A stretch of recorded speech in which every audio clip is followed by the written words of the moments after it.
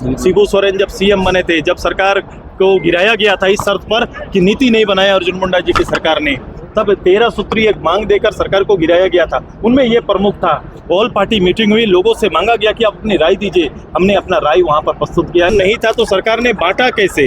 अगर बांटा भी तो उसके लिए जिम्मेदार कौन है? क्या उस समय बांटा जाना केवल चुनावी रूप से जरूरी था?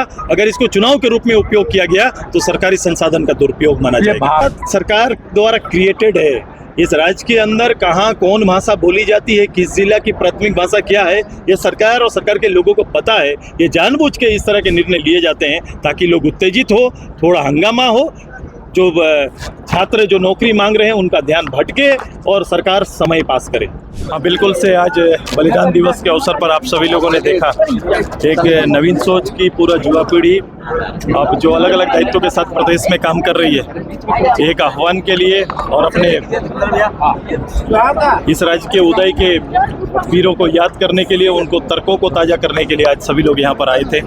मैं तहे दिल से उनको धन्यवाद देता हूँ और मैं उनको दायित्व आने वाले भविष्य में उनका दायित्व इस राज्य के प्रति एक राजनेता के रूप में, कार्यकर्ता, सामाजिक कार्यकर्ता के रूप में जो दायित्व है इसका बोध हम सभी लोगों ने किया है। सुरेश जी, आपने मैया सम्मान योजना पर प्रश्न खड़ा किया कि जो योजना है, लेकिन सच्चाई तो यही कि इसी योजना के बाद सरकार सत्ता पे आई। मैंने कहा कि सत्ता में बैठे लोगों को के द्वारा इस सम्मान को दिए जाने का समय और इसके पीछे के तर्क पे कई सवाल हैं।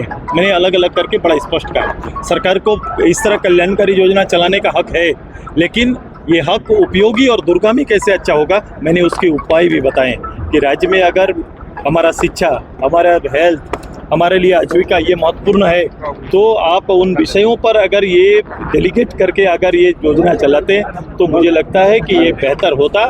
और बच्चों को अगर पढ़ाई के लिए खर्च मिले, एक बीमारू को अगर स्वास्थ्य के लिए मिले और आजीविका का पालन करने के लिए मिले, तो मुझे लगता है कि उन सभी जो बेसिक पैरामीटर हैं उसको महत्व मिलता, बल मिलता और राज्य में एक हालात, इन तीनों विषय के हालात में परिवर्तन आते। मैं चुनाव से पहले देने पर यह भी तर्क कहा कि आज 6.5 लाख लोग गलत कैसे हो गए।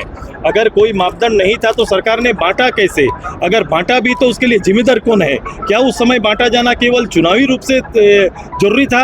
अगर इसको चुनाव के रूप में उपयोग किया गया तो सरकारी संसाधन का दुरुपयोग माना जाएगा। भाषा को लेकर जो जिस तरह का विवाद हो रहा है, ये विवाद सरकार द्वारा क्रिएटेड है। इस राज्य के अंदर कहाँ कौन भाषा बोली जाती है, किस जिला की प्राथमिक भाषा क्या है, ये सरकार और सरकार के लोगों को पता है। ये जानबूझ के इस तरह के निर्णय लिए जाते हैं ताकि लोग उत्तेजित हो, थोड़ा हंगामा हो, जो छात्र जो नौकरी मांग रहे हैं उनका ध्यान भटके और सरकार समय पास करे।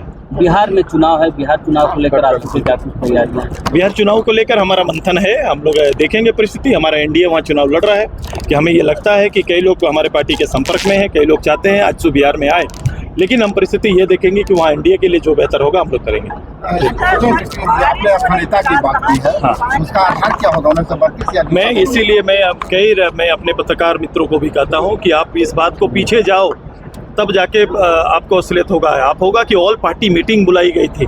शिबू सोरेन जब सीएम बने थे, जब सरकार को गिराया गया था इस शर्त पर कि नीति नहीं बनाया अर्जुन मुंडा जी की सरकार ने, तब 13 सूत्री एक मांग देकर सरकार को गिराया गया था। उनमें ये प्रमुख था, ऑल पार्टी मीटिंग हुई, लोगों से मांगा गया कि आप अपनी राय दीजिए। हमने अपना राय वहाँ पर प्रस्तुत किया है लिखित राय के रूप में, कि वो एकला हमारा पार्टी है जो नियोजन नीति पर, स्थानीय नीति पर लिखित आवेदन दिया हुआ है। वो हमने वेबसाइट में भी हमारा डाला हुआ है।